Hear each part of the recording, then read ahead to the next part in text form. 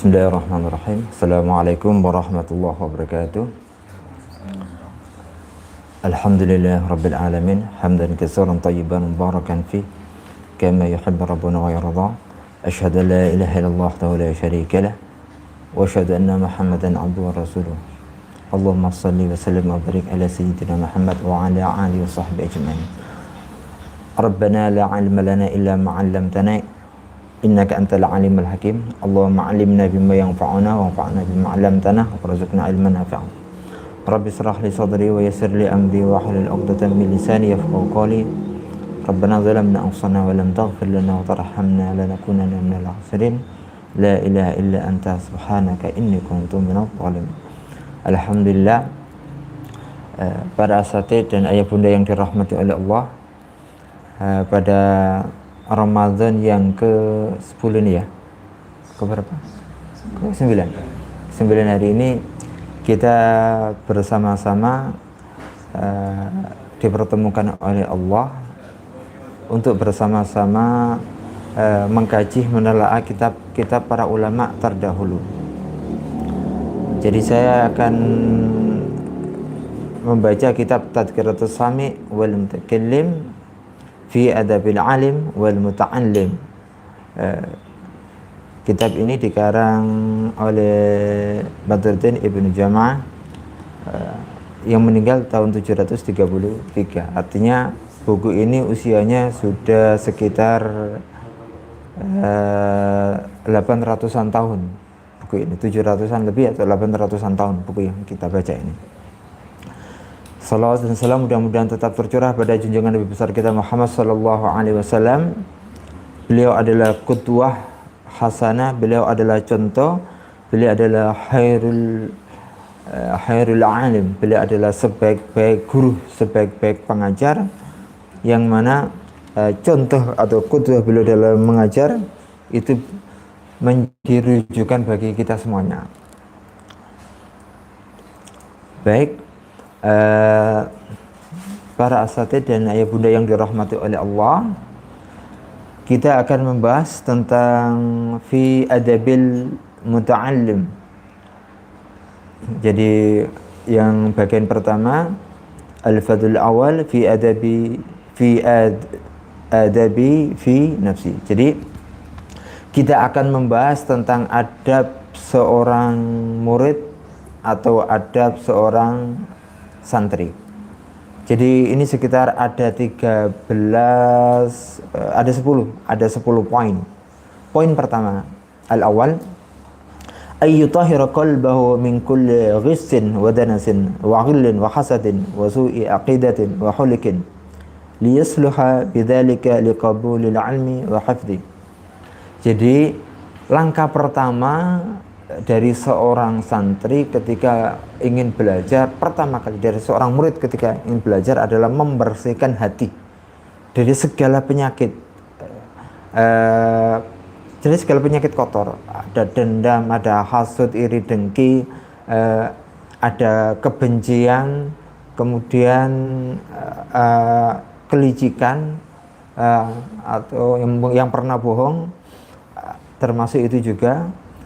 Bahkan harus membersihkan dari akidah-akidah yang jelek, dari kemusyrikan, dari kekufuran, dari kemunafikan. Itu dihilangkan. Kenapa? Ketika itu bersih, ketika hati bersih, maka hati itu baru bisa ditempati oleh ilmu. Kalau hati itu masih kotor, maka hati itu tidak bisa ditempati oleh ilmu. Maka ulama itu mengibaratkan sama dengan sholat. Jadi syarat dari sahnya sholat itu kan wudhu, toharoh. Syarat dari sahnya sholat itu seorang sholat itu harus wudhu dulu. Kenapa harus wudhu? Agar bersih, toharoh. Maka sama dengan orang yang belajar. Wa kadzalika la yasihul ilmu alladhi huwa ibadatul qalbi illa bi taharatihi an habisis sifati. Jadi sama dengan orang yang menuntut ilmu. Orang yang menuntut ilmu itu, maka dia disyaratkan harus membersihkan tubuhnya, hatinya itu dari penyakit hati. Lah kalau mau berangkat ke sekolah masih ada dendam dengan gurunya, benci dengan gurunya, benci dengan muridnya, maka ilmu nanti ditaruh di mana? Ditaruh di mana itu ilmunya? Maka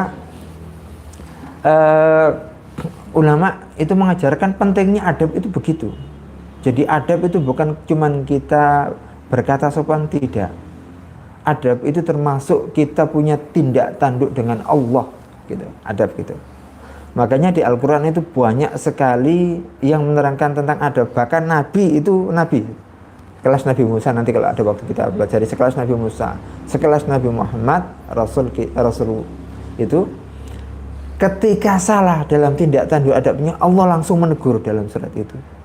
Ini pembelajaran bagi kita bahwa adab itu bukan yang main-main. Maka syarat pertama ketika ingin belajar adalah membersihkan hati dari segala penyakit kotor. Kalau hati itu sudah bersih, sudah kosong, maka bisa diisi. Tapi kalau hati itu sudah penuh dengan dendam, penuh dengan hasud, penuh dengan dengki, penuh dengan kebencian, penuh dengan penyakit-penyakit kotor yang lainnya, itu kalau mau diisi, itu nggak bisa. Seperti gelas sudah ada isinya. Gelas sudah ada isinya, kemudian kita mau ngisi air, ya nggak akan pernah masuk karena sudah ada isinya. Tapi kalau gelas itu kosong, bersih, maka insya Allah.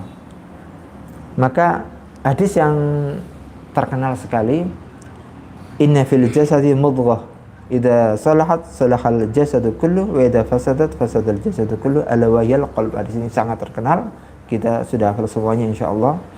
Jadi ditentukan tubuh kita itu ditentukan oleh mudghah. Mudghah itu bentuknya adalah qalb. Jadi qalb itu bentuknya mudghah, maaf. Jadi ditentukan oleh hati. Sebenarnya kalau ulama qalbun di sini adalah jantung, bukan hati itu. Artinya tubuh kita itu ditentukan oleh jantung kita. Kalau sekiranya jantung kita ternyata itu jelek, maka jantung itu akan memompa seluruh aliran darah. Kalau jelek dia, maka aliran darah itu terpompa dengan membawa pesan-pesan itu, pesan genetikal itu jelek semuanya. Tapi kalau hati kita itu bersih, maka jantung itu membawa pesan-pesan yang baik. Kan qalbu ini itu jantung. Karena ketika ada orang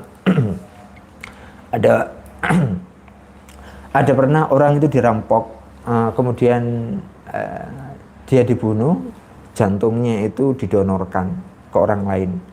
Maka orang yang mendapatkan jantung tadi kan ya, orang yang mendapatkan jantung tadi itu dia tahu orang yang membunuh itu siapa.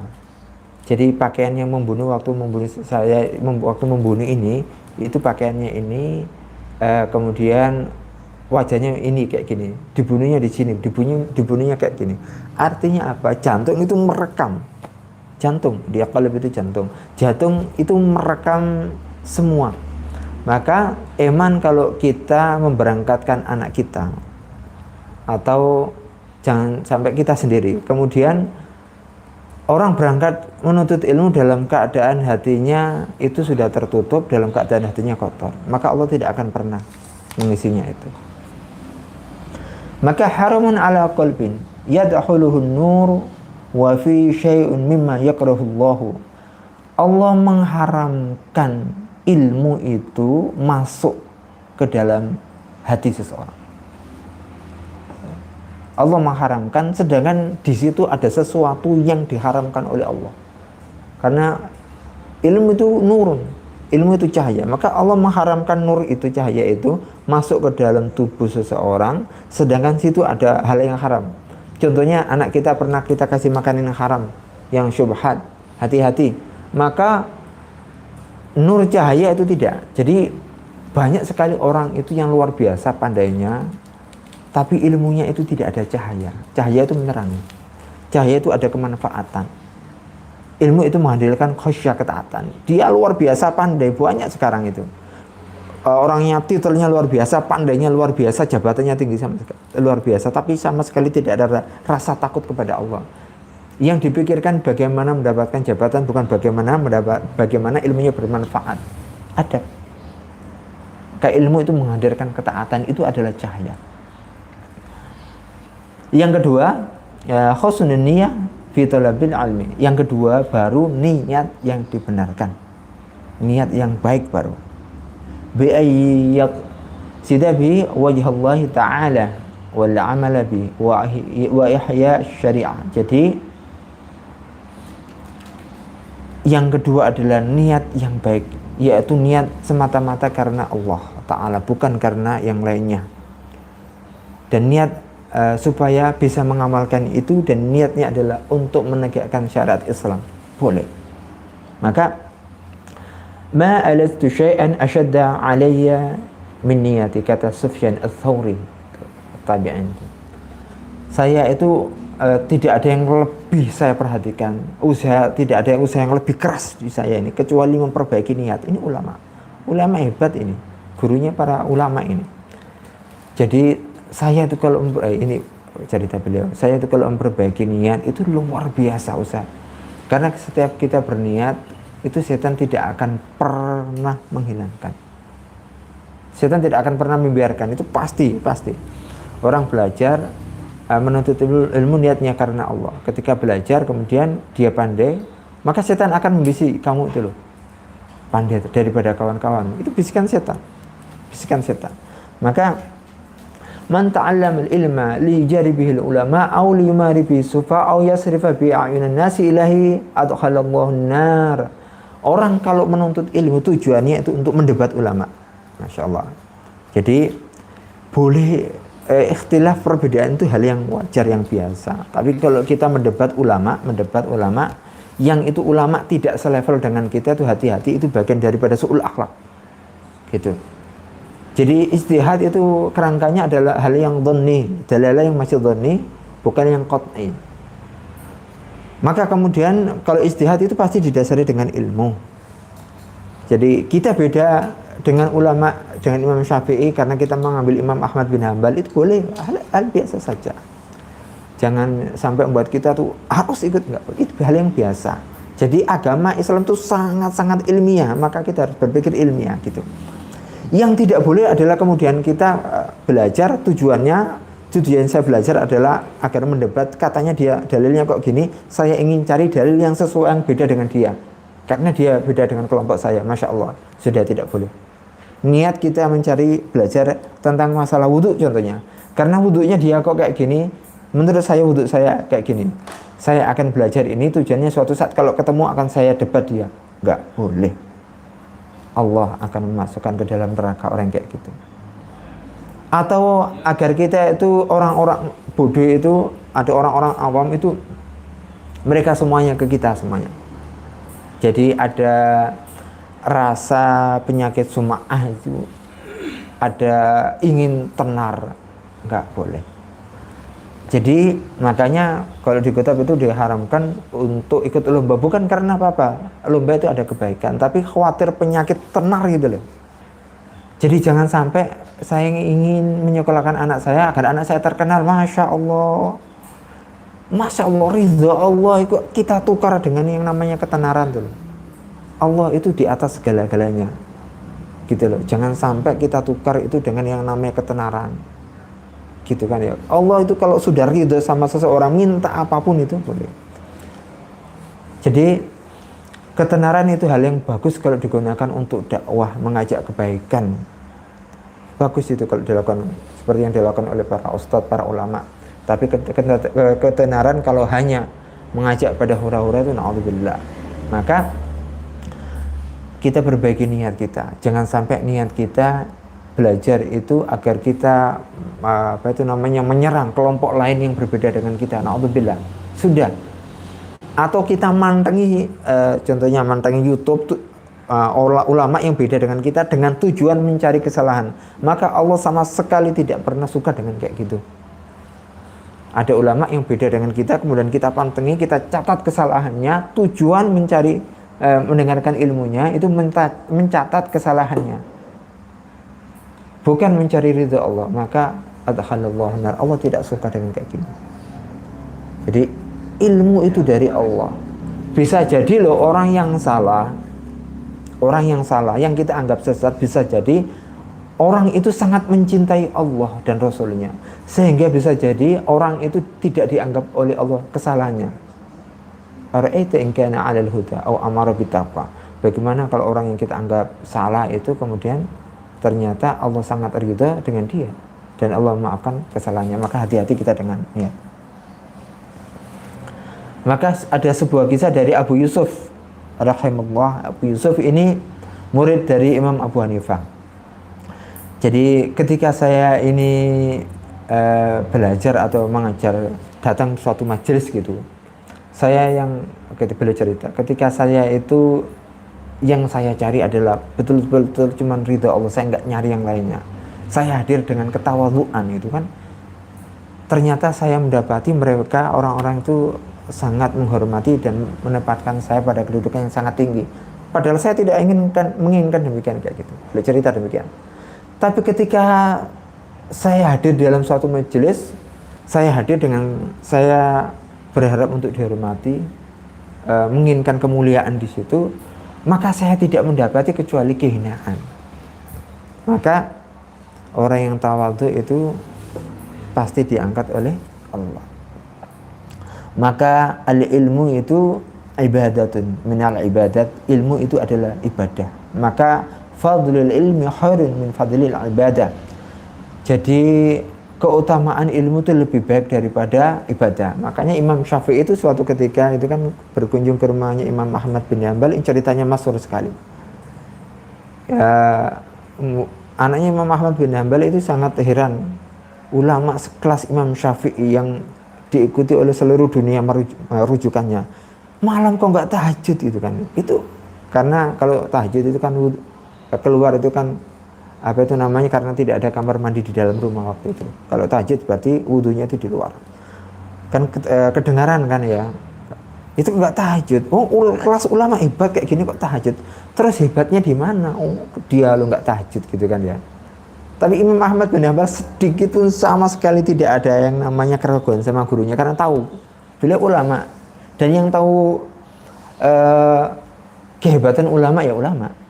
Maka kemudian Imam Syafi'i ditanyakan, kemudian Imam Syafi'i menjawab, saya ketika mau tidur itu terlintas dalam diri saya itu satu ayat. Biasanya ulama itu kayak gini, orang kalau sering tadabbur ayat. Jadi Imam Syafi'i itu Masya Allah setiap hari itu khatam Al-Quran, kecuali Ramadan 2 kali khatam setiap hari Masya Allah. Maka beliau itu ketika saya mau hampir merebahkan begini, merebahkan badan, saya terlintas ayat ini. Kemudian saya dalami ayat itu terus-terusan, itu bisa menjawab, kemudian saya itu bisa menjawab permasalahan 70 permasalahan. Lah kalau seandainya Imam Syafi'i tidur kemudian tahajud kan ya, beliau cuma mendapatkan pahala ibadah itu pahalanya untuk dirinya sendiri. Tapi kemudian kalau beliau bisa menjawab pertanyaan dengan 70 pertanyaan, kemudian disebarkan ke seluruh dunia, berapa juta orang yang mendapatkan manfaat dari itu. Makanya beliau itu saat ini, beliau sudah meninggal. Beliau sudah meninggal, dikubur sudah. Tapi pahalanya Masya Allah, pahala ilmu yang bermanfaat itu terus mengalir dari murid-muridnya ke muridnya. Maka ilmu itu lebih afdal, lebih utama daripada ibadah. Karena orang kalau ibadah tanpa ilmu itu bahaya itu sudah. Gitu.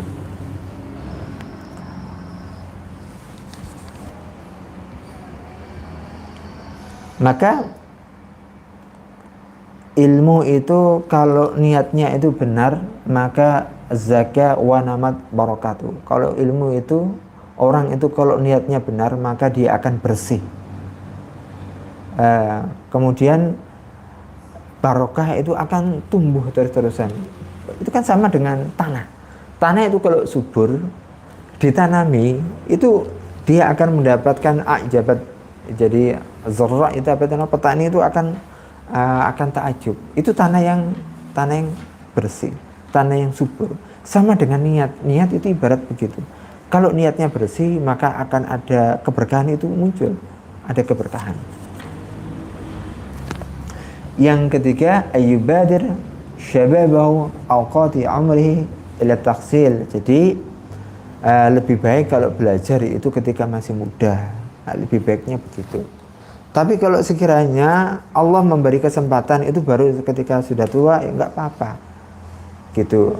Karena insya Allah ada hikmah. Sama seperti pedang Allah, Saifullah Khalid bin Walid itu kan beliau itu baru sempat membuka Al-Quran, belajar Al-Quran itu kan ketika sudah tua. Banyak ulama-ulama yang demikian. Maka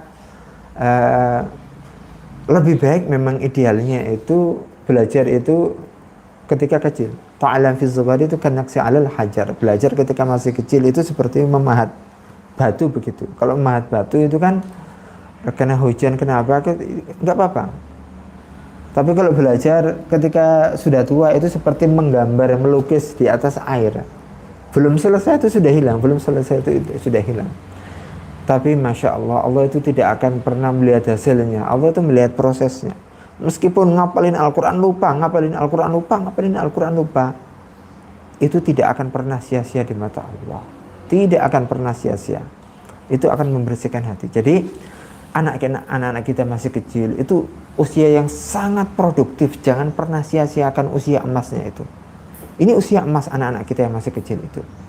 Maka kalau syab nas'a fi ibadatillah, anak kecil yang dari kecil belum balik sampai balik kemudian sampai dewasa itu hidupnya itu dalam jalan beribadah, kemudian dalam jalan untuk belajar, maka dia termasuk salah satu dari 7 orang yang mendapatkan naungan di surga.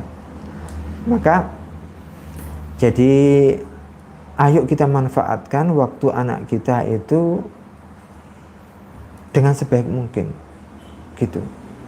Jadi kita luruskan anak kita, jangan sampai ada anak kita ada kesukaan yang lain yang di luar ilmu. Anak kita masih gandrung dengan game yang luar biasa. Anak kita masih gandrung dengan permainan, bukan sekedar itu ya.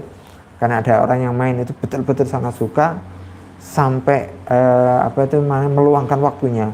Ada cuma sekedar mengisi kebosanan. Karena ma ja'alallahu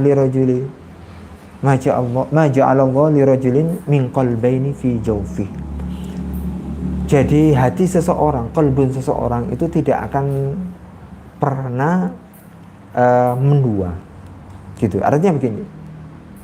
Anak itu kalau hatinya itu masih ada, contohnya dengan gadget atau contohnya game itu betul-betul sangat gandrung, sudah sangat kecanduan begitu. Bagaimana dengan diisi dengan hati? Hatinya sudah condong ke, bagaimana diisi dengan ilmu? Hatinya sudah condong ke situ. Jadi hati seseorang itu tidak akan pernah mendua. Kalau dia fokus dengan ilmu, dia tidak akan pernah lari ke sana. Kalau dia fokus dengan game, nggak mungkin dia bisa fokus dengan ilmu. Maka ada sebuah sebuah nasihat. Jadi al ilmu la yu'tika ba'dahu hatta yu'tiyahu kullaka. Ilmu itu nggak akan pernah memberikan kita itu walaupun cuma sedikit mendatangi kita, nggak pernah ilmu itu, kecuali kita menyerahkan seluruhnya, menyerahkan waktu kita, menyerahkan usaha kita, seluruh doa kita, betul-betul menyerahkan semua, baru ilmu itu akan datang, baru ilmu itu akan dikasih. Kalau belajar sampai nunggu sempat, nggak bisa. Belajar Al-Quran nggak bisa nunggu sempat. Maka kami dulu diajar guru kami ketika menghafalkan Al-Quran itu, guru kami itu tidak pernah berdiri dari tempat itu. Tidak pernah berdiri dari tempat itu sebelum target yang dihafal itu lancar. Wes apapun itu, mau ada telepon, mau ada apa, semuanya ditinggalkan. Kayak gitu. Maka ini ada sebuah nasihat dari Khatib Al-Baghdadi, nasihat yang sangat menyentuh di hati kita, Masya Allah. La yanalu hadzal ilm illa man attala tukanahu wa harraba bustanahu wa hajara ihwanahu wa mata aqrabu ahli falam yashhad janazatahu. Masya Allah. Wa hadha kulluhu wa in kana fihi mubalaghatan. Maka fal maqsud bi annahu la budda fi min jam'il qalbi wa istima'il fikri. Kata Khatib Al-Baghdadi, ilmu itu enggak akan pernah didapat kecuali orang itu kalau dia punya usaha, nutup usahanya dulu, datang ke majelis ilmu atau meninggalkan ladangnya dia, atau meninggalkan kawan-kawannya, sampai suatu ketika seandainya ketika mati saudaranya, meninggal, ahlu keluarganya, dia tidak bisa mengunjungi atau melayat. Kenapa? Karena saking jauhnya tempatnya. Jadi ulama-ulama zaman dahulu itu kayak gitu. Makanya tidak heran ibunya dari Imam Syafi'i itu, maka Imam Syafi'i itu hebat, itu berkat niat teguh dari seorang ibu. Itu sampai kan begini. Jadi pergi kau menuntut ilmu ke Baghdad sana, karena Baghdad pusat ilmu waktu itu, jangan pernah temui aku lagi. Lebih baik kecuali dalam keadaan alim, jangan pernah kamu temui aku lagi kecuali dalam keadaan alim. Lebih baik kita bertemu di surga. Rela lebih baik mati daripada anaknya tidak alim. Seorang ibu, saking cintanya karena Allah itu. Kalau cintanya karena dunia, sebentar-bentar mondok dikunjungin, sebentar-bentar mondok dikunjungin, nggak datang itu, nggak akan jadi itu. Sebentar-bentar dikunjungin, dikasih makanan, nggak akan jadi gitu. Jadi ulama itu kalau menuntut ilmu itu betul-betul pikirannya itu digunakan, betul-betul pikirannya itu fokus. Jadi betul-betul sampai mereka pengorbanannya itu, ada familinya yang meninggal itu sampai tidak bisa melayat karena tempatnya saking jauhnya. Dan zaman dahulu tidak ada kabar gitu kan ya. Kabar itu datang beberapa bulan. Artinya pengorbanan menuntut ilmu itu sampai kayak gitu. Maka itulah. Jadi senampang anak-anak kita masih muda, maka ayo kita kasih semangat anak-anak kita. Jadi semangatnya anak itu terlahir dari semangatnya orang tua. Kalau orang tuanya sudah tidak semangat, maka jangan pernah berharap anaknya itu semangat. Ustadz, anak saya itu kalau nggak ada motivasi menghafalkan Al-Quran sama sekali. Ayo kita gimana? Kita termotivasi menghafalkan Al-Quran apa tidak? Ngefek, Masya Allah. Jadi semangatnya seorang guru, semangatnya seorang orang tua dalam menuntut ilmu itu akan betul-betul nyetrum ke anaknya. Gitu. Lihatlah Imam Syafi'i sampai kayak gitu, sampai ibunya itu datang ke Mekah, sampai ibunya itu ngantarkan ke Madinah.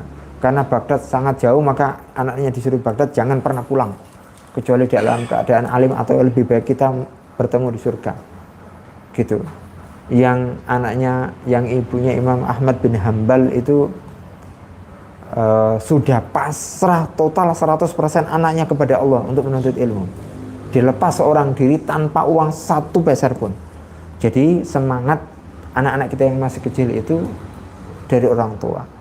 Niat anak-anak kita itu belajar itu seterusnya niat karena orang tua.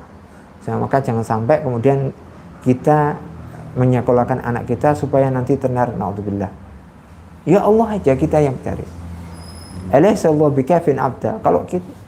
Kalau kita niatnya karena Allah itu sudah cukup. Alaysa Allah bikafin abda. Apakah Allah itu kurang sehingga kita itu mencari yang lainnya? Kita nyari ketenaran, kita nyari. Biarkan kalau anak kita itu diurus oleh Allah, dimanage oleh Allah, ya masa Allah akan membiarkan dia kurang? Enggak akan. Ma wadda'aka rabbuka wa ma qala. Allah tidak akan pernah membiarkan orang-orang itu dalam keadaan terlantar, kecuali orang itu menelantarkan agama. Orang kalau dalam hatinya itu niatnya untuk karena Allah memperjuangkan agama, Allah tidak akan pernah menelantarkan dia. Gitu. Yang keempat, Rabbi ayyakna'a minal quti bima tayassara wa in kana yasiran. Sama dengan juga bahwa minal libas bima yasturuhu mislu wa in kana khuliqan. Jadi intinya di sini adalah qanaah dengan apa yang ada. Jadi anak itu ketika umur 12 ke atas, dari ulama zaman dahulu itu ada yang sekitar 13-14 gitu. Itu keluar ketika di pondok atau di pesantren atau di madrasah, pasti makanannya beda dengan rumah, menunya pasti beda tempat. Nah, lidah yang berapa tahun itu, belasan tahun itu lidahnya itu sudah terbiasa dengan lidah masakan ibunya. Pergi ke tempat yang lainnya pasti beda. Maka harus ada sifat qanaah. Jangan sampai kemudian karena makanannya beda kemudian enggak jadi. Masya Allah. Man lam yaduk dhulat ta'allum sa'ah tajarra'ah dhulal jahli tula hayati. Orang kalau tidak sabar dengan pedihnya menuntut ilmu, sengsaranya menuntut ilmu, maka orang itu akan seumur hidup sengsara. Jadi saya itu beberapa kali bertanya atau dinasihati, diceritain ada beberapa orang itu yang curhat. Dia dulu mondok di pesantren, kemudian nggak kerasan, kemudian pulang, gitu kan ya.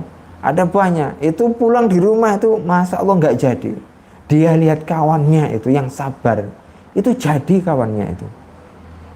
Maka saya pernah bertemu dengan orang itu yang sampai tua itu nangis dia ketemu dengan saya. Ustaz, saya itu dulu itu disuruh ngafalkan Al-Quran Kiai itu, saya itu mungser aja Ustaz, gitu kan ya. Gak boleh pulang-pulang aja saya itu Ustaz. Itu kan ya, 1 tahun, 2 tahun, 3 tahun gak kerasa Ustaz, 4 tahun gak terasa Ustaz. Ketika kemudian 10 tahun terasa. Apa terasanya? Ketika kawan saya itu KKN Ustaz. KKN itu di desa saya Ustaz. Saya dikasih pesan sama kiai saya Ustaz. Maka ini bagian mungkin kiai saya mengingatkan saya. Saya pernah cerita ini. Dia pesannya adalah, ini kawan-kawan kamu ada 4, ini semuanya hafal Al-Quran, ujung rambut sampai ujung kakinya isinya Al-Quran. Maka bantu dia murojaah. Dia ngomong, Yai, saya nggak bisa bantunya bagaimana? Maaf ya, Yai, bagaimana saya bantunya Yai? Jadi dia murojaah, kamu semak. Yai, ngapunten, saya nggak hafal Al-Quran, tapi bahasa Jawa halus.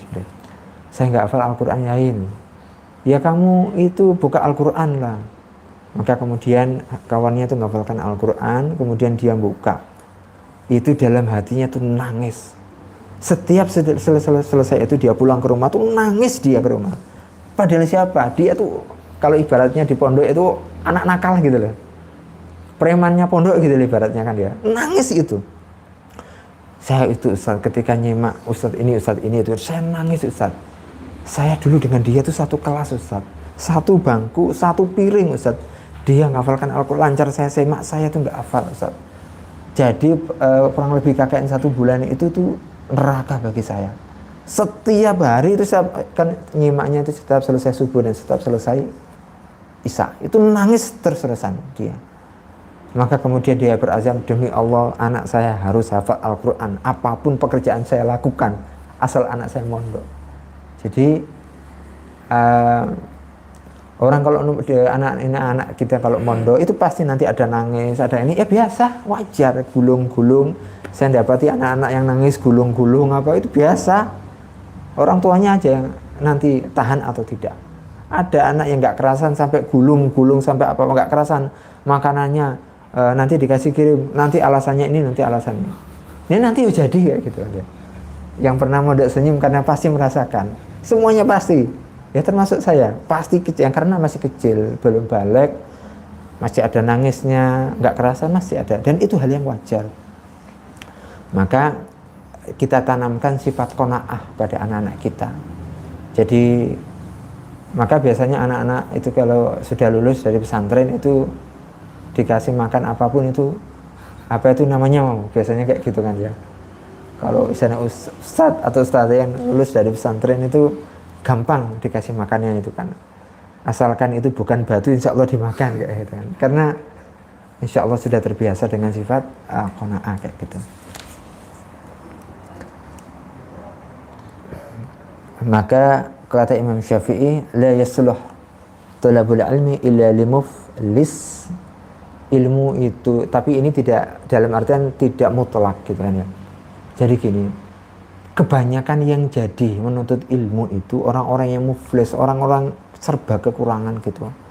Maka kami diceritain itu guru-guru kami itu berapa yang menuntut ilmu itu dalam keadaan betul-betul serba kekurangan. Guru kami itu belajar itu yang Masya Allah, yang hafal Al-Quran, hadis Bukhari, Muslim, Maliki, Musnad Maliki itu Tirmidzi yang hafal di luar kepala itu, beliau belajarnya itu apa itu namanya? Antum tahu nasi aking, karak kalau bahasa nasi aking itu dikumpul nasi aking, pakai nasi aking, bawa nasi aking, kemudian bawa parutan kelapa sama bawa kelapa itu. Jadi kalau lapar itu maka parutan aking tadi, aking nasi aking itu direndam, kemudian dia marut kelapa itu, kemudian dicampur dengan itu, dikasih garam, makan itu gitu saja. Itu. Dan zaman dahulu itu kayak gitu biasa. Makan nasi putih itu saya diceritain guru-guru kayak kami yang mondok, kalau saya sebutkan nama-namanya itu jenengan tahu orang-orangnya itu. Saya sebutkan ulama-ulama nasional itu, saya sebutkan nama-namanya jenengan akan tahu. Itu ketika belajar itu Masya Allah, nasi putih itu sudah sangat mewah, ikan asin itu sudah sangat mewahnya luar biasa, Masya Allah, sudah sangat luar biasa. Bahwa mereka nasi jagung itu biasanya, kemudian lauknya yang ngambil sekitar daun-daun itu saja, kayak gitu. Maka banyak orang-orang yang tidak punya itu sukses dalam menuntut ilmu karena biasanya mereka terbiasa dengan qanaah. Tapi bukan berarti orang yang kaya itu tidak sukses. Imam Malik beliau kaya tapi sukses karena faktornya adalah adab beliau yang luar biasa bagus. Sama dengan Imam Abu Hanifah, beliau orang kaya gitu tapi sukses. Jadi ketika kita tidak punya, kita ingin menyekolahkan anak kita, maka ketahuilah bahwa rezeki anak kita sekolah itu sudah ditanggung oleh Allah. Nahnu narzuquhum wa iyyakum. Saya, kata Allah, saya tuh yang ngasih dia rezeki, saya yang menyekolahkan dia, dan saya juga yang kasih makan kamu. Sudah, berangkat saja. Bisa jadi ketika anak kita tidak berangkat, Allah tidak ngasih rezeki, pasti ada kesulitan, ya pasti. Yang namanya orang menuntut ilmu pasti ada kesulitan. Orang menuntut ilmu itu butuh dirham, tapi kalau kita tidak punya dirham, tidak punya uang, kita punya azam untuk nyekolahkan kita, ayo kita minta sama Allah. Allah ngasih. Allah itu nggak pelit, betul. Anak kita itu punya jatah ingin belajar, dikasih. Maka nasihat adalah, nasihatnya begini, kami dinasihati, wudhu itu wajib. Makanya Allah menyediakan air di dunia ini. Air ini kan melimpah karena Allah berfirman, Allah memerintahkan wudhu itu wajib. Sama dengan belajar itu wajib, karena belajar wajib maka Allah akan membiayai anak kita. Berapa banyak orang yang dibiayai oleh Allah melalui jalur ini. Maka memang dirham itu perlu, tapi lebih diperlukan adalah niat yang bagus gitu.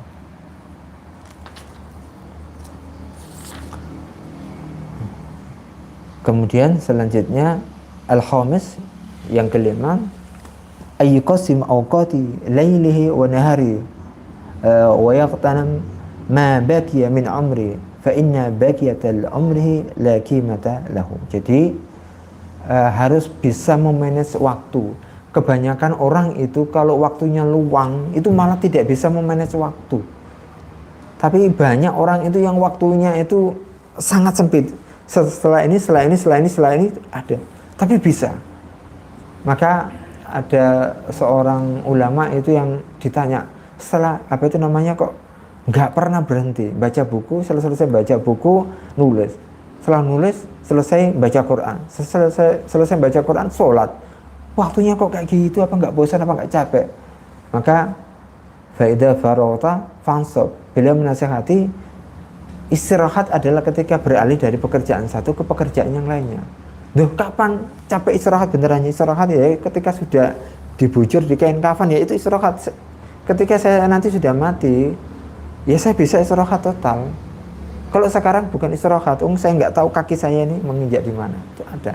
Itu nasihat ulama yang sangat terkenal, dipakai di mana-mana. Jadi kita memanfaatkan waktu sebaik mungkin. Maka ajwadul awqat lil hafdil, itu ashar. Jadi waktu yang paling bagus untuk menghafalkan itu ashar. Wabil ashari astaghfirin. Ashar itu waktu sahur itu. Nah, makanya wabil ashari itu kan hum yastaghfirun. Jadi waktu sahur itu waktu yang bagus untuk menghafalkan Al-Quran atau untuk menghafalkan. Itu waktu sebelum sahur. Itu waktu yang paling bagus. Nah, kita biasanya kesulitan Ustadz kalau sebelum sahur kita menghafalkan karena tidurnya kita itu terlalu malam. Kalau Rasulullah itu setelah Isya itu kalau nggak ada kepentingan Rasulullah langsung tidur.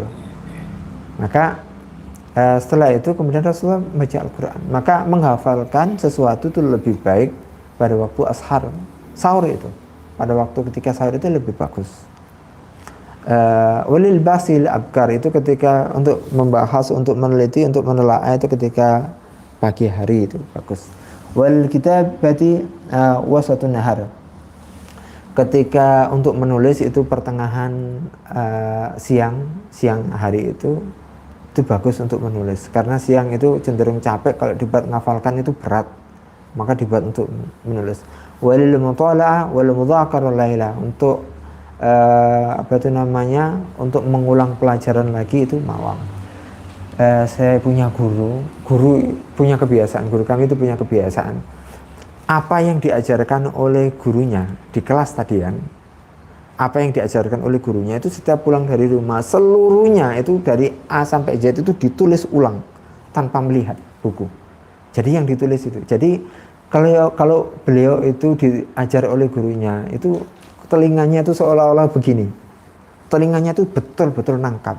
Jadi beliau punya kebiasaan, karena ketika kami tanya itu kok lancar sekali itu, apa itu namanya, ngomong hadis, fikih, tafsir, usul fikih itu lancar sekali. Ternyata beliau punya kebiasaan 3.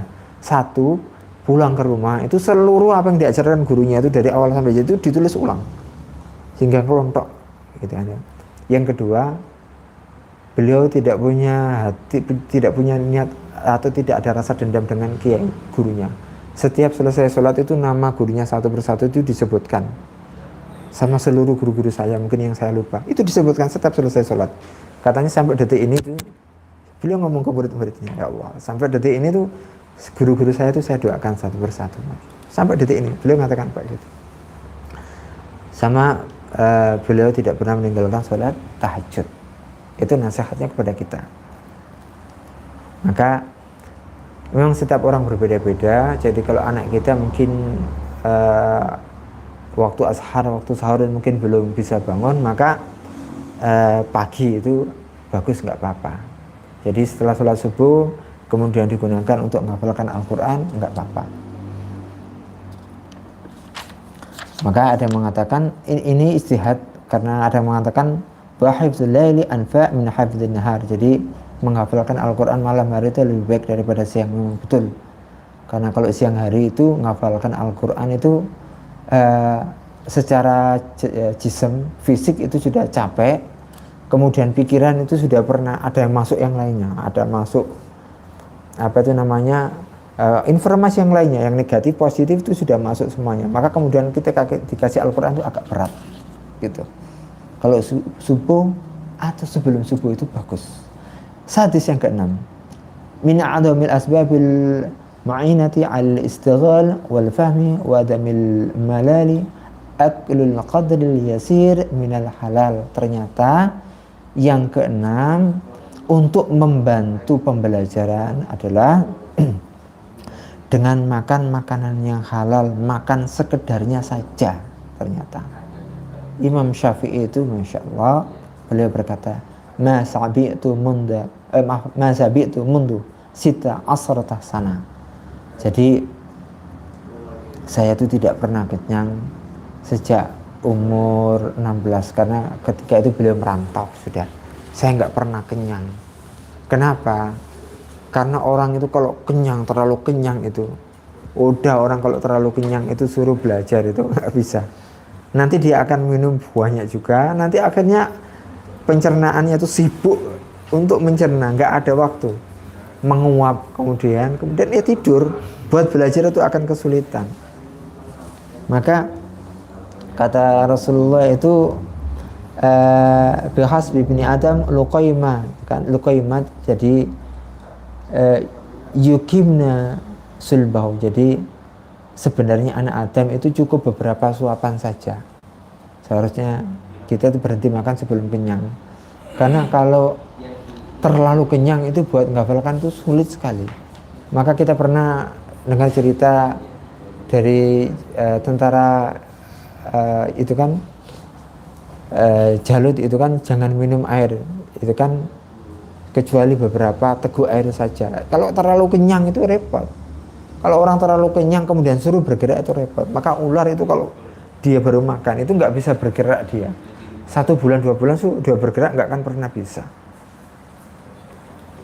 Maka idealnya adalah sulusun li ta'ami wa sulusun li syarabi wa sulusun li nafsi. Sepertiga untuk makan, sepertiga untuk minumannya, sepertiga untuk hawa. Jadi sepertiga agar dia bisa bergerak. Kalau terlalu kenyang nggak akan pernah bisa. Maka nasihatnya adalah kulu washrabu wa la tusrifu, makan dan minumlah tapi jangan berlebih-lebihan. Biasanya anak kita ini kalau buka puasa, karena bisa jadi puasa perdana atau puasa yang kedua, seluruhnya itu dikumpulkan, gitu kan?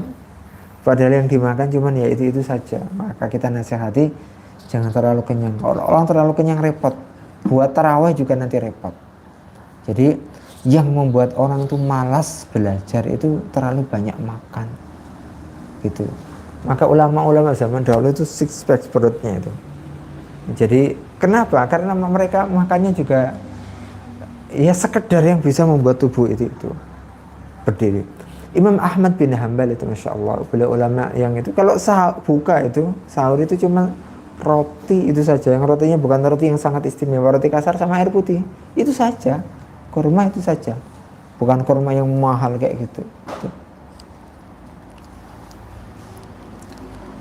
Yang ke 7 sabi ayyahuda nafsahu bil wara'i fi jami'i sya'nihi. Jadi seorang pelajar itu harus punya sifat wara'. Wara' itu apa sih? Wara' itu berhati-hati, mencukupkan diri hanya perkara pada halal. Bahkan ulama ada yang sampai kayak gini. Wara' itu menjauhi perkara yang haram, yang subhat.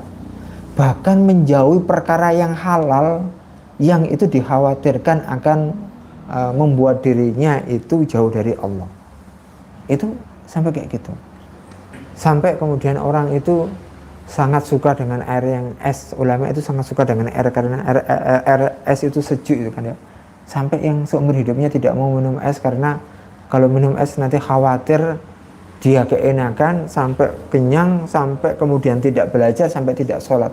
Sampai kayak gitunya. Ulama itu kayak gitu. Jadi wara' itu adalah kehati-hatian kayak gitu. Kenapa sih ahli ilmu itu harus wara'? Lianna ahlal ilmi muqtada bihim wa yukhadu anhum fa idza lam yasta'milul wara' faman yasta'miluhu.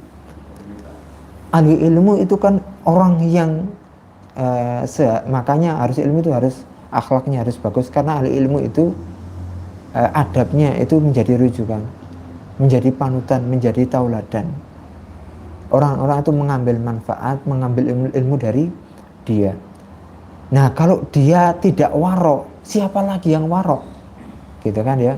Ya dia harus warok, ahli ilmu itu. Kenapa? Orang-orang itu belajar dari dia. Maka tadi makan makanan yang sekedar itu termasuk bagian dari yang warok. Kemudian qanaah itu nanti akan membentuk warok. Kalau masih pilih makanan sedangkan dia tidak ada udzur ya. Karena contohnya ada orang sakit tertentu itu nggak boleh makan ini, sedangkan dia sangat pilih makanan, maka kita nasihati anak kita kayak gitu. Jadi penting anak kita untuk bersifat warok. Jadi kita hati-hati, jangan sampai kita melakukan sesuatu yang itu membuat Allah tidak senang. Bahkan pada perkara yang halal pun tetap hati-hati. Apalagi masih tergantung dengan riba, dengan alhamdulillah. Yang halal aja kita harus hati-hati, kalau itu membuat kita nanti jauh dari Allah, apalagi yang syubhat, apalagi yang haram. As-samin yang ke-8 ayyuqallila isti'mal al-mata'im allati hiya min asbabil baladati wa fil hawash. Ini orang-orang kesehatan ini bagiannya.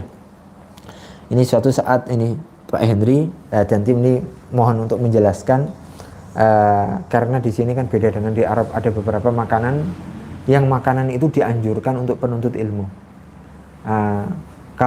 Dan makanan yang tidak dianjurkan untuk menuntut ilmu. Jadi kawan-kawan dari tim kesehatan bisa memberikan manfaat untuk kami, karena ada beberapa makanan yang dijelaskan di sini yang memang di Arab yang di kita tidak tahu.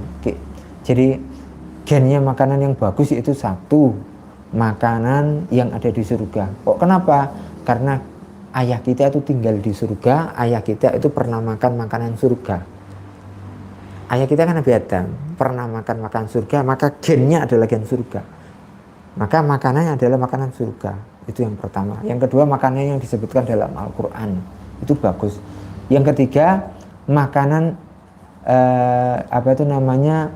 yang itu adalah khasanah daerah lokal kita. Khasanah daerah lokal kita. Contohnya kita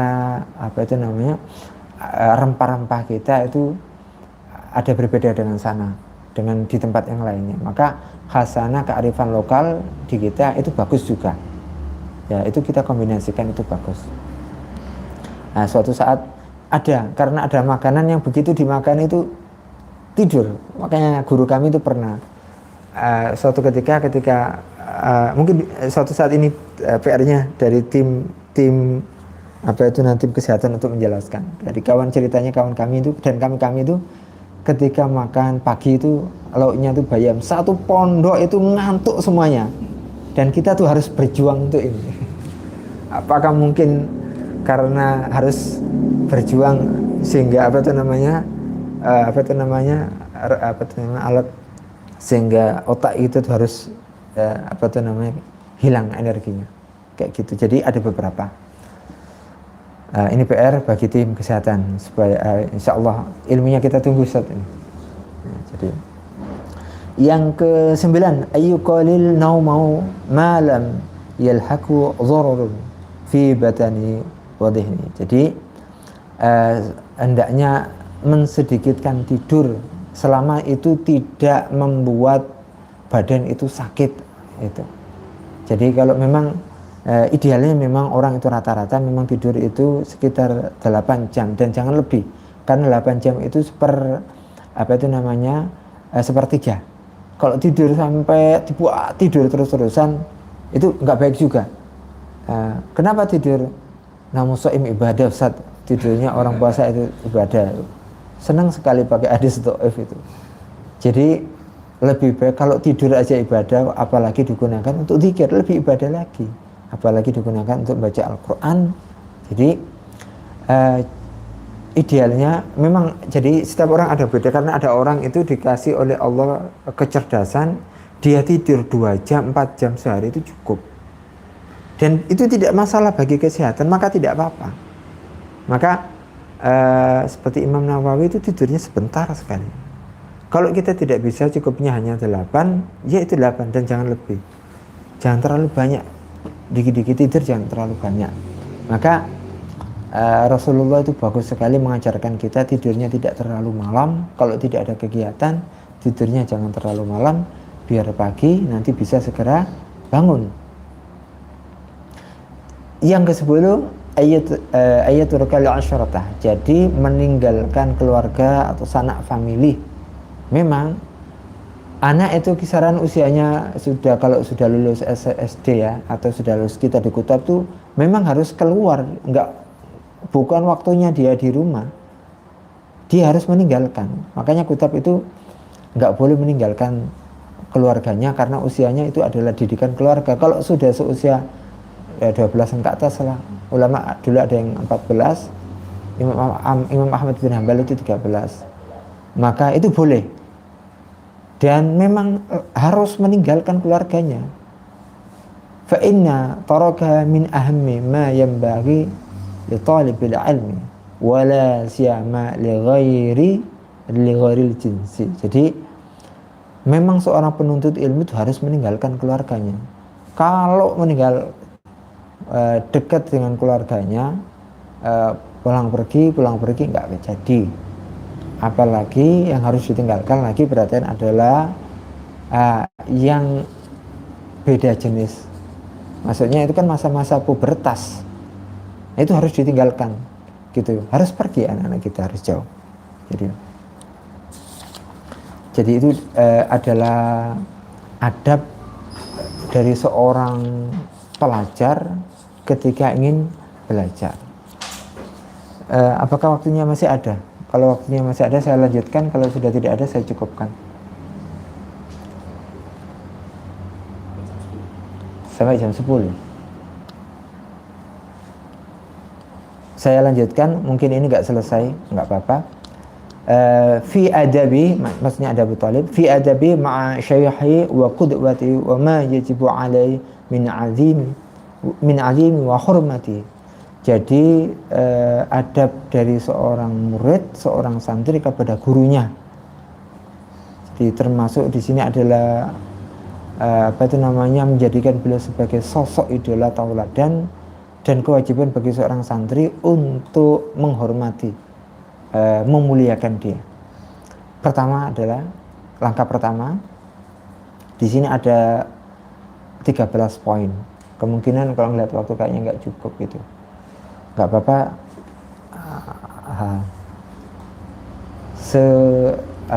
Sesampainya saja nggak apa-apa.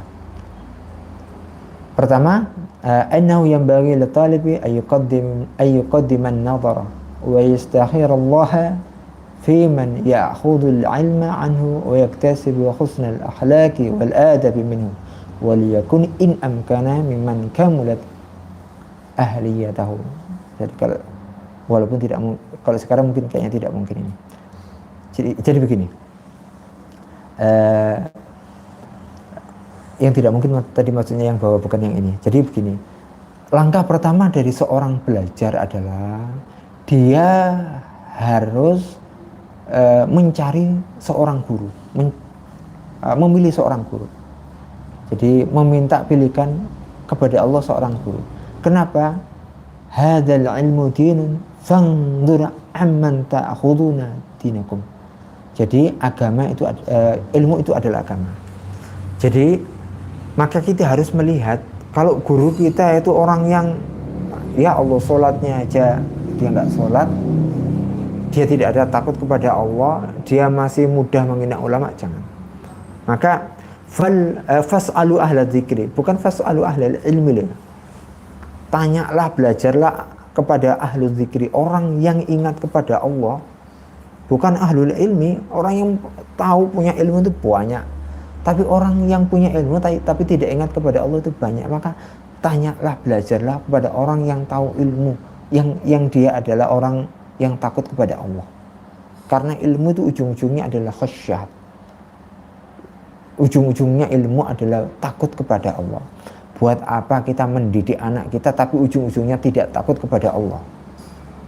Kemudian mengatakan Al-Quran itu buku yang tidak tidak ilmiah. Itu kan ada orang juga belajar kayak gitu. Oh, buat apa juga? Jadi Al-Quran itu tidak ilmiah, hadis itu sudah tidak relevan dengan zaman, itu ada. Oh, buat apa kita belajar? Jadi penting bagi kita untuk mencari guru bagi anak-anak kita. Jadi yang dicari adalah gurunya, bukan fasilitas. Ingat, berapa banyak sekolah yang fasilitasnya luar biasa mewah, masuk ke situ puluhan juta. Yang kita tidak tahu gurunya yaitu baca Al-Quran, bisa baca Al-Quran atau tidak. Yang kita tidak tahu adabnya gurunya itu bagaimana. Maka yang pertama adalah, yang dicari adalah gurunya. Lihat dulu kurikulumnya, lihat gurunya. Jangan lihat fasilitasnya. Gitu, karena fasilitas itu bukan pertama. Sekolah itu ditentukan oleh kurikulum, guru, itu. Murid, itu sekolah.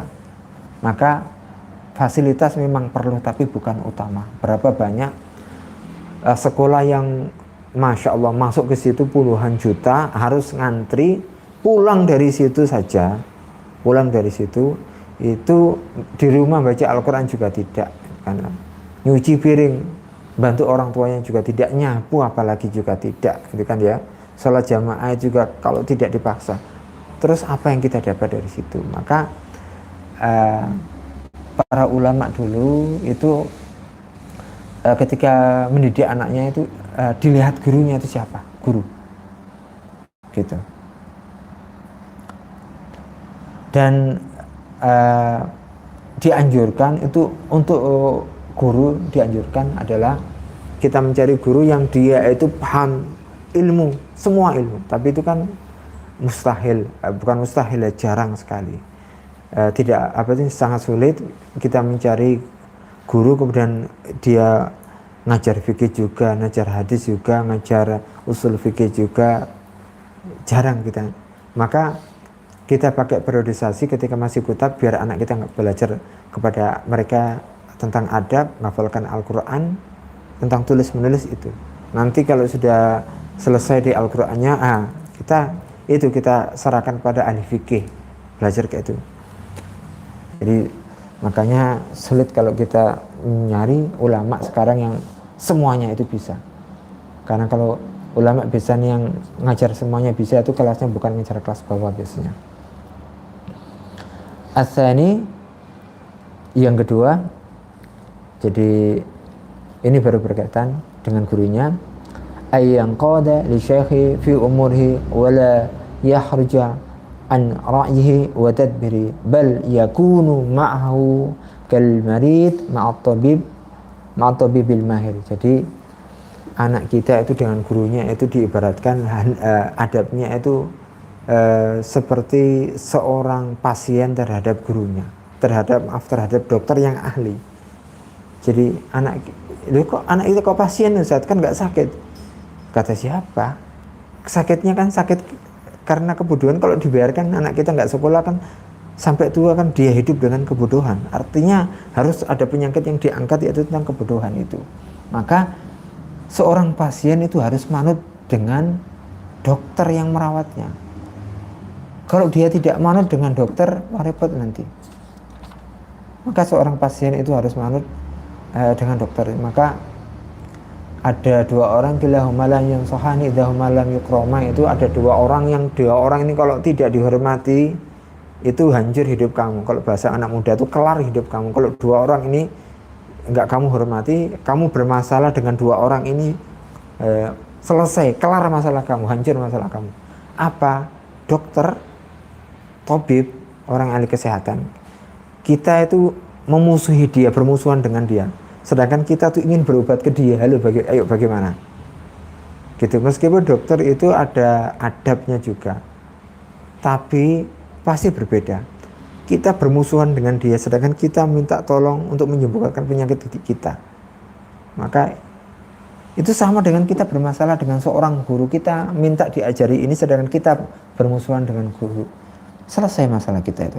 Maka seorang murid terhadap gurunya itu hendaknya menjadikan guru itu sebagai qudwah, sebagai tauladan, sebagai idolanya.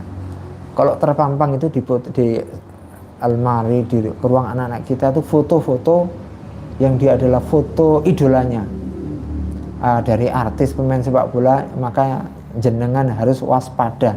Itu ada hal yang salah, itu sudah. Itu ada hal yang salah, itu sudah. Harus waspada dan harus diberi masukan. Kayak gitu. Jadi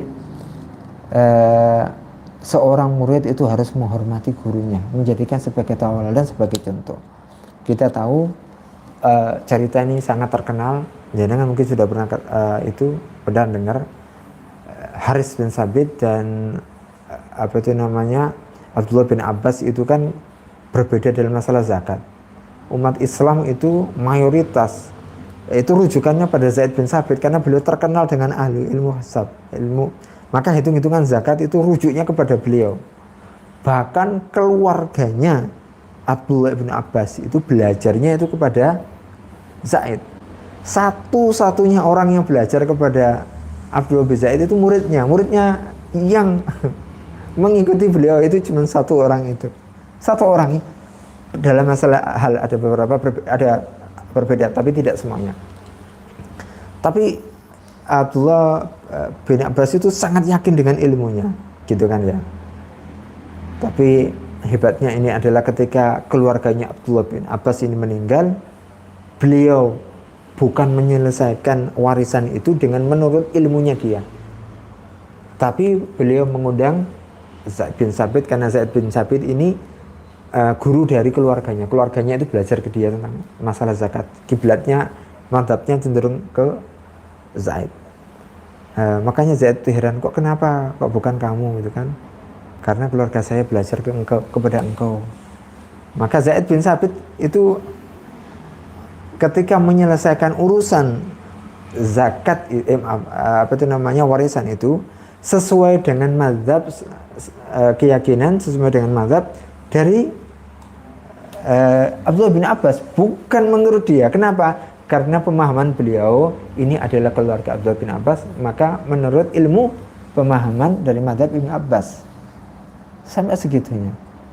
Sampai kemudian ketika mau pulang, Abdullah bin Abbas itu agak lari, itu menyiapkan kudanya, menyiapkan tempat untuk duduknya kudanya, itu apa namanya itu, tempat untuk duduknya kudanya itu. Terus kemudian, oh kamu kok kenapa kok kayak gini, saya bisa ngambil sendiri, itu kan gitu kan. Hakadza umirna an naf'ala bi ulama'ina, kayak begini kami itu disuruh untuk menghormati ulama, gitu kan ya. Masya Allah. Kemudian ambil tangannya kan ya, tangan kamu mana? Dicium tangan. Kenapa tangan saya kok dicium? Beginilah kami disuruh untuk menghormati ahlul bait. Jadi menghormati guru itu hukumnya wajib. Maka Imam Ahmad bin Hanbal kan ulama hebat. Beliau mengatakan, la uqdu illa baina yadayka wa umirna an natawadhu'a liman nata'allamu minhu. Beliau itu belajar kepada Khalaf al-Ahmar, gurunya. Khalaf al-Ahmar ini kalau tidak salah itu murid daripada sahabat, murid daripada tabi'in kalau tidak salah. Ahmad bin Hanbal sudah jadi ulama, itu duduk di depan, duduk di bawah gini, di depan Ahmad. Itu kenapa kamu duduk di sini? Tidak, saya ingin belajar di sini. Kami itu disuruh untuk bersifat tawadhu kepada guru-guru kami, kayak gitu. Maka la yunalul ilmu illa bitawadhu wa ilqa'i sam'i, kata Imam Ghazali begitu. Ilmu itu tidak akan pernah didapat kecuali dengan tawadhu, kecuali dengan kalau kita betul-betul mendengarkan. Maka ada menuntut ilmu itu tangan kita tuh kalau ke bawah kayak gini kan, kalau duduk kayak gini, kemudian tangan kita terus ke belakang begini kan, kemudian dengarkan sambil kayak gini, itu nggak boleh sebenarnya. Adabnya nggak boleh kayak gitu. Kita pernah mendengar ceritanya Nabi Musa. Nabi Musa itu al-kalim fi risalati. Nabi Musa itu orang yang diajak berbicara oleh Allah. Nabi yang sangat mulia, yang sangat agung. Jadi kedudukannya sangat luar biasa. Tapi ketika adabnya salah, Allah memperingatkan dia. Dia disuruh, beliau disuruh belajar sama seorang nabi, Nabi Khidir. Apa? Pertama kali yang dikatakan oleh Nabi Khidir itu kan, pertama kali Nabi itu yang dikatakan, innaka lam tastati'a ma'iya sabra. Itu kan ya, adab. Engkau tidak akan bisa sabar dengan saya. Ternyata adab. Karena menuntut ilmu itu butuh kesabaran, gitu. Maka fala tas'alni an syai'in hatta ukhdisa laka minhu dzikra. Jangan tanya kepada saya sebelum saya jelaskan nanti. Jadi ada waktunya. Maka dalam pembelajaran itu ketika guru masuk, seluruh buku murid itu harus tertutup, harus tutup, gitu. Ketika guru menjelaskan itu nggak boleh yang namanya murid itu nulis, itu nggak boleh. Ustaz nanti lupa nulisnya itu nanti ketika guru menjelaskan. Guru selesai menjelaskan. Jadi guru ketika datang masuk surat itu tanya pelajaran yang kemarin, kemudian dihubungkan dengan pelajaran sekarang, kemudian seluruh murid itu tutup. Tangannya itu nggak boleh megang, apalagi kayak gini-gini itu nggak boleh. Tutup buku ketika guru mengajarkan. Nulisnya kapan? Nulisnya itu nanti setelah selesai. Maka guru harus memberikan waktu murid untuk menulis. Kalau lupa nanti bisa tanya. Maka Imam Malik itu kalau mengajar itu muridnya itu nggak ada yang nulis, ngajar hadis itu semua memperhatikan. Selesai pengajaran baru ditulis. Nah kalau hadisnya cuma 1-2 kali, gimana kalau 20 hadis plus sanad-sanadnya? Makanya ulama zaman dahulu itu bisa nyimpan karena otaknya tuh kosong dengan dunia. Muharraran, otaknya tuh terbebas dari dunia, yang dituju cuma Allah. Jadi penting bagi kita untuk bersikap tawadhu kepada guru. Maka Harun ar-Rasyid itu kan khalifah Bani Abbasiyah yang besar itu kan. Itu kan sukses, salah satunya adalah berkat didikan dari Imam Malik. Beliau ingin belajar, beliau dan anak-anaknya itu ingin belajar, maka Imam Malik diundang. Jadi, tapi Imam Malik mengatakan ilmu itu didatangin, ilmu itu bukan mendatangin kayak gitu. Oh ngalah itu. Raja Khalifah Harun ar-Rasyid itu yang Romawi saja, itu tuh apa itu namanya, itu luar biasa hormatnya, takut sama dia. Maka, jadi ulama itu dia tidak takut kepada penguasa, dia punya wibawa ulama itu. Jadi ulama itu dia punya wibawa. Jadi bukan berarti wibawa kan tidak harus menjelekkan. Jadi dia punya wibawa. Kalau berbicara itu semuanya itu tunduk, takut gitu kan, atau mendengarkan. Maka kemudian anaknya itu dibawa ke Madinah. Kemudian Imam Malik mengatakan belajarnya akan dimulai jam sekian, jangan terlambat gitu kan ya. Itu ulama khalifah itu jangan terlambat. Kalau kamu terlambat kamu nggak akan dapat tempat, nggak diistimewakan itu kayak gitu. Maka kemudian beliau datang, kemudian pegawainya menyiapkan kursi. Mungkin Imam Malik mengatakan Allah senang kepada orang yang tawadhu. Oh, paham itu. Maka apa itu namanya, diserahkan. Beliau duduk di bawah sama dengan rakyat yang jelata, sama dengan rakyat yang jelata. Jadi maka suatu ketika hasil didikan ini adalah suatu ketika ada ulama. Suatu ketika ini hasil didikan dari Imam Malik. Suatu ketika itu kan beliau menjadi khalifah, Harun ar-Rasyid jadi khalifah. Suatu ketika ada ulama, yang ulama itu apa tuh marah-marah dan apa itu namanya, dia menasihati, mengkritik Harun ar-Rasyid itu di tempat umum. Maka Harun ar-Rasyid ini kalau ulama, kalau khalifah, pemimpin itu punya ilmu gini. Apa itu namanya? Arsalallahu khairan minka ila rajulin syarrun minni. Ma'anna dzalika qala Allah Ta'ala wa qula lahu qawlan layyinan la'allam yatadhakkar aw yakhsha. Diam kayak gitu. Jadi ini cerita yang lainnya, maksudnya gini. Jadi ada seseorang jadi yang datang mengkritik Khalifah Harun ar-Rasyid di tempat umum. Kemudian Harun ar-Rasyid mengatakan begini, Allah itu mengutus orang yang jauh lebih hebat daripada kamu, maksudnya Nabi Musa, lebih hebat daripada kamu, kepada orang yang lebih jelek daripada saya, ila rajulin syarrun minni, kepada orang yang lebih jelek daripada saya, yakni Fir'aun. Allah itu mengutus Nabi Musa yang lebih baik daripada kamu kepada orang yang lebih jelek daripada saya, yaitu Fir'aun. Tapi walaupun begitu, itu wa qula lahu qawlan layyinan, katakanlah dua orang, Harun dan Nabi Musa, katakanlah kepada Fir'aun perkataan yang baik, semoga dia ingat, kemudian semoga dia takut kepada Allah. Jadi, apa itu namanya, menghormati orang itu wajib hukumnya, apalagi guru. Jadi tawadhu itu penting. Maka qala Syafi'i, Masya Allah, kuntu afsahul waraqa baina yaday maliki safhan rafiqan haibatan lahu li'alla yasma'a waqa'an. Jadi saya itu ketika diajar Imam Malik itu, kalau buka kertas itu enggak prek-prek kayak gini, saya buka itu pelan-pelan. Saya enggak mau guru saya itu mendengar. Imam Syafi'i itu ketika menjadi santri. Kenapa haibah kayak gitu. Maka kata Robi, saya itu kata Robi, murid dari Imam Syafi'i, saya itu ketika ada Imam Syafi'i itu mau minum saja itu sungkan aja, sungkan. Jadi ta'zimnya itu sampai segini, tawadhu'nya itu sampai segini.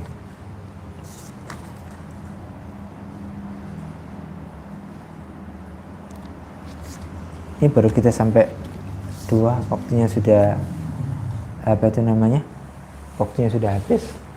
Ini ada 13, nggak apa-apa. untuk bab yang kita menghormati guru, bagaimana kita bermuasyarah dengan guru, baru dapat 2 bab. Jadi salah satu faktor keberkahan seorang murid adalah ketika dia menghormati guru. Ketika sudah mau berangkat, ketika berangkat, di situ ada dongkol, ada tidak terima kepada gurunya, tidak ada berkahan. Mungkin dia paham, dia hafal itu ilmunya, dia paham, masuk ke dalam otaknya, ke dalam kolbunya, tapi keberkahannya mungkin tidak akan pernah masuk. Seperti orang yang makan makanan junk food, makanan sampah, kenyang dia, tapi makanannya itu malah menimbulkan dia penyakit. Maka ihtiram, menghormati seorang guru itu hukumnya wajib, karena Allah sudah memilihkan wasilah dia untuk menyalurkan ilmu. Allah memilih wasilah dia untuk menyalurkan ilmu. Makanya sebelum kita memberangkatkan anak kita, kan kita dianjurkan untuk istikhara, untuk memilihkan guru bagi anak-anak kita. Demikian kajian ini. Semoga Allah mengumpulkan kita semuanya di surga. Semoga Allah meridhai segala yang kita lakukan, dan semoga Allah mengampuni dosa-dosa dan kekurangan kita. Astaghfirullahaladzim. Assalamualaikum warahmatullahi wabarakatuh.